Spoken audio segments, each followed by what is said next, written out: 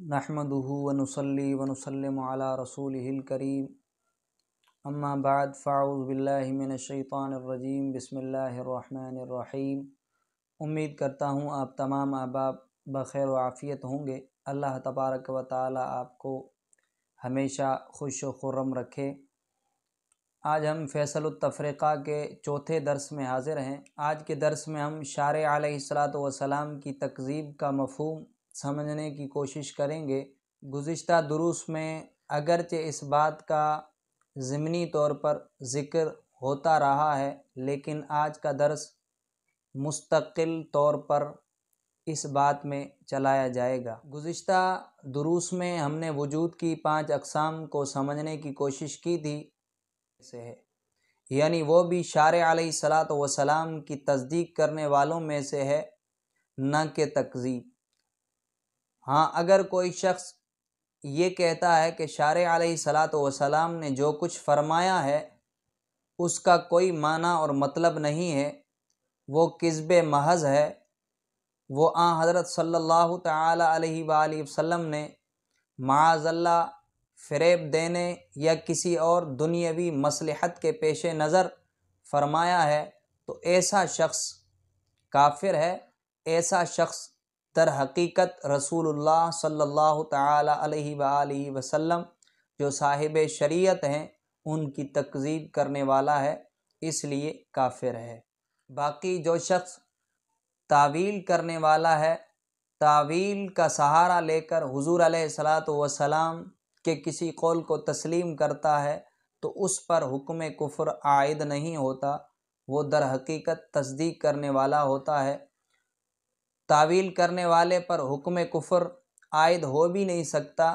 उसकी वजह यह है कि इस्लाम के जितने भी गुरोह हैं, इस्लाम के जितने भी मसालिक हैं, इस्लाम को मानने वाले जितने भी इमाम हैं, उनमें से कोई भी ऐसा मसलक, कोई भी ऐसा गुरोह, कोई भी ऐसा इमाम नहीं है जिसने तावील के दामन में पनाह ना ली हो।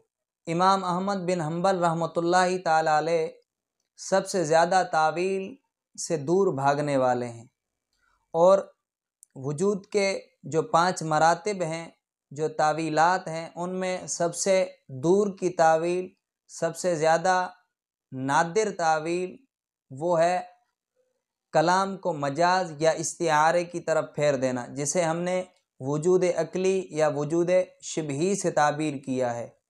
तो इमाम अहमद बिन हम्बल रहमतुल्लाहि ताला अलैह जो सबसे ज़्यादा तावील से दूर भागते हैं, इसी वजह से उन्होंने अल्लाह तबारक व तआला के लिए जिहत फ़ौक़ साबित मान ली। वो इमाम भी चंद मकामात पर दूर की तावील का सहारा लेने पर मजबूर है।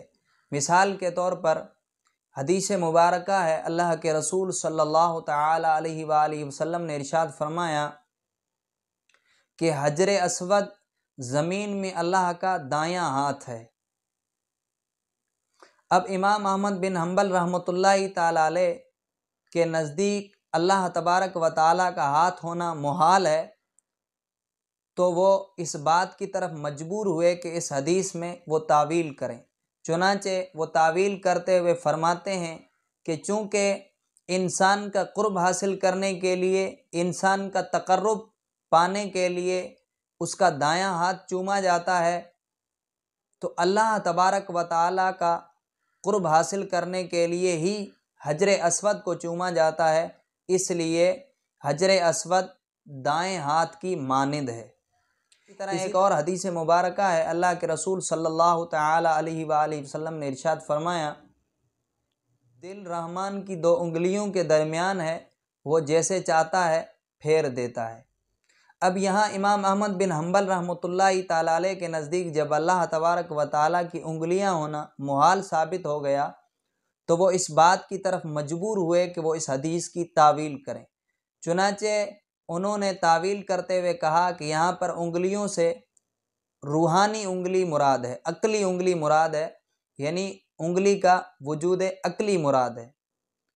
और हदीस मुबारका का इस तावील के मुताबिक वो ये मतलब बयान करते हैं, इंसान का दिल फ़रिश्ता के इल्क़ा और शैतान के वसवसे के दरमियान है। अल्लाह तबारक व तआला جب چاہتا ہے، جس طرف چاہتا ہے، تو فرشتے کے القاء یا شیطانی وسوسے کے ذریعے اسے پھیر دیتا ہے۔ اب آپ اندازہ لگائیے کہ جو شخص اسلامی مسالک میں سب سے زیادہ تاویل سے دور بھاگتا ہے، تاویل کو اختیار کرنے سے اپنے آپ کو بچاتا ہے اور شدت سے اس بات کا التزام کرتا ہے نصوص کے ظاہری معنی کو اختیار کرے، وہ شخص بھی کہیں نہ کہیں تاویل کے دامن میں پناہ لینے پر مجبور ہے۔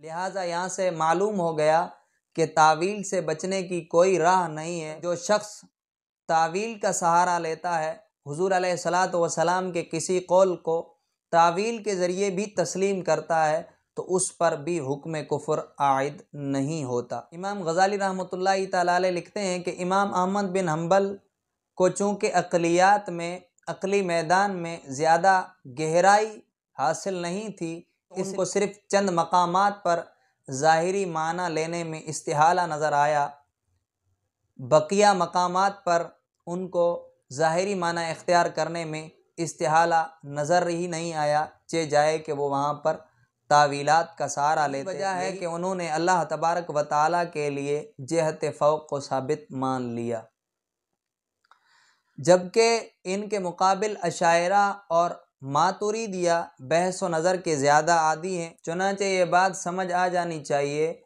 کہ کوئی بھی شخص یا کوئی بھی مسلک، کوئی بھی امام ایسا نہیں ہے جو تاویل کے دامن میں پناہ نہ لیتا ہو۔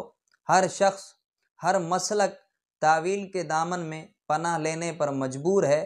اس لیے تاویل کا سہارا لینے والے پر، تاویل کے ذریعے اللہ کے رسول صلی اللہ علیہ وسلم کے قول کو تسلیم کرنے والے پر حکم کفر عائد کرنا درست نہیں ہے۔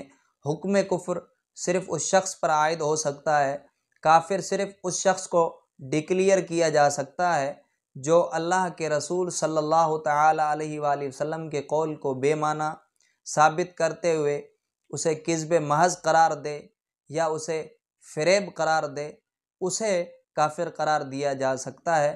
اس کے علاوہ جو شخص تاویل کے ذریعے اللہ کے رسول صلی اللہ علیہ وسلم کی بات کو مانتا ہے، اسے کافر قرار نہیں دیا جا سکتا، وہ بھی اللہ کے رسول صلی اللہ تعالی علیہ وآلہ وسلم کی تصدیق کرنے والا ہے۔